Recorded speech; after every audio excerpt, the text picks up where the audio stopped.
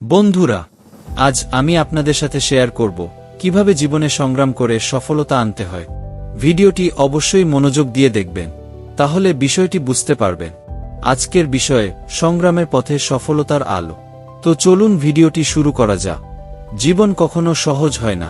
এটি একটি যুদ্ধক্ষেত্র, যেখানে প্রতিটি মানুষকে তার স্বপ্নের জন্য লড়াই করতে হয়।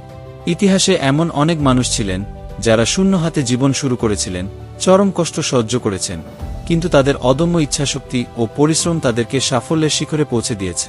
একটি ছোট্ট ছেলে, যার বাবা ছিলেন মাছ বিক্রেতা, অর্থের অভাবে বই কেনার সামর্থ্য ছিল না, কিন্তু গানের প্রতি ভালোবাসা আর কঠোর অধ্যবসায়ের মাধ্যমে তিনি একদিন ভারতের রাষ্ট্রপতি হয়ে ওঠেন। আরেকজন মানুষ, যাকে দত্তক হিসেবে অন্য পরিবারে দেওয়া হয়েছিল, কলেজের গণ্ডিও পেরোতে পারেননি। একসময় তাকে তার নিজের কোম্পানি থেকে বের করে দেওয়া হয়েছিল, কিন্তু হাল না ছেড়ে তিনি সৃষ্টি করলেন এমন এক প্রযুক্তি বিপ্লব, যা আজ সারা বিশ্ব ব্যবহার করছে। একজন নারী, যিনি চরম দারিদ্র্যের সঙ্গে লড়াই করছিলেন। তার লেখা একের পর এক প্রকাশনী থেকে প্রত্যাখ্যাত হয়েছে, তবুও তিনি কলম চালিয়ে গেছেন।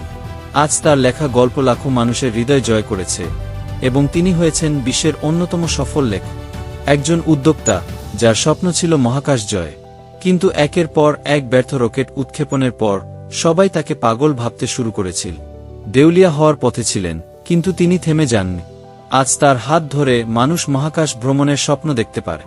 এবং এক তরুণী, যিনি শৈশবে চরম দারিদ্র্য আর নির্যাতনের শিকার হয়েছিলেন, সমাজের প্রতিকূলতা তাকে থামাতে পারেনি। তিনি নিজের স্বপ্নকে আঁকড়ে ধরে এগিয়ে গেছেন। আজ তিনি শুধু সফল নন, বরং লক্ষ লক্ষ মানুষকে অনুপ্রাণিত করছেন। সফল মানুষের গল্পগুলো শুনলে মনে হতে পারে তারা হয়তো সৌভাগ্যের বরপুত্র, কিন্তু বাস্তবতা সম্পূর্ণ ভিন্ন। সাফল্যের মুকুট অর্জনের আগে তারা অসংখ্য রাত না খেয়ে কাটিয়েছেন, শতবার ব্যর্থ হয়েছেন, মানুষের অবহেলা সহ্য করেছেন, তবুও তারা থেমে যাননি। একজন এপিজে আব্দুল কালাম, যিনি একসময় খবরের কাগজ বিক্রি করতেন, তিনি আজ হয়েছেন ভারতের মিসাইল ম্যান।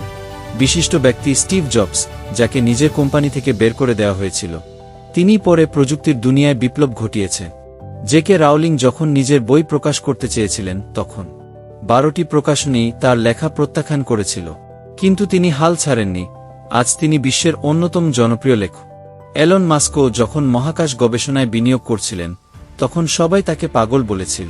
একের পর এক ব্যর্থতার পরও তিনি চেষ্টা চালিয়ে গেছেন, এবং আজ স্পেসএক্স পৃথিবীর গণ্ডি ছাড়িয়ে মহাকাশ জয়ের স্বপ্ন দেখাচ্ছে। অপরা উইনফ্রে, যিনি ছোটবেলায় অবহেলার শিকার হয়েছিলেন, কঠোর সংগ্রামের মাধ্যমে হয়ে উঠেছেন বিশ্বের অন্যতম সফল ও প্রভাবশালী মিডিয়া ব্যক্তিত্ব। এদের সবার জীবনই আমাদের একটাই শিক্ষা দেয়, সফলতা রাতারাতি আসে না। এর পেছনে থাকে অদম্য সাহস, অসংখ্য রাতের নিরলস পরিশ্রম, এবং নিজের স্বপ্নের প্রতি একান্ত বিশ্বাস। আপনিও যদি জীবনে এগিয়ে যেতে চান, তাহলে ব্যর্থতাকে ভয় পাবেন না। প্রতিটি ব্যর্থতা হলো এক একটি শিক্ষার ধাপ। যদি মন থেকে বিশ্বাস করেন, তাহলে কোনো কিছুই আপনাকে আটকাতে পারবে না। শুধু লড়াই চালিয়ে যান, একদিন সফলতার আলো ঠিকই আপনার জীবনে আসবে। তো বন্ধুরা, ভিডিওটি কেমন লেগেছে তা অবশ্যই কমেন্ট করে জানাবে। আর ভিডিওটিতে লাইক, কমেন্ট এবং শেয়ার করতে ভুলবেন না। অবশ্যই একটি করে লাইক করবেন এবং চ্যানেলটি সাবস্ক্রাইব করবেন। আজকের ভিডিওটি এই পর্যন্তই। দেখা হবে অন্য কোনো ভিডিওতে। সেই পর্যন্ত সবাই ভালো থাকবেন, সুস্থ থাকবেন এবং চ্যানেলটি সাবস্ক্রাইব করে পাশে থাকবেন।